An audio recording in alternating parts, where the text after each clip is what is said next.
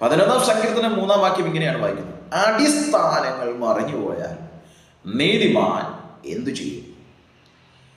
ചില സന്ദർഭങ്ങൾ അടിസ്ഥാനത്തിന് ഇളക്കം തട്ടുന്നത് പോലെ എന്തു ചെയ്യണമെന്ന് ആശയക്കുഴപ്പത്തിലാകുന്ന, കണക്കുകൂട്ടലുകളൊക്കെ തെറ്റിപ്പോകുന്ന ചില സന്ദർഭങ്ങളുണ്ട്.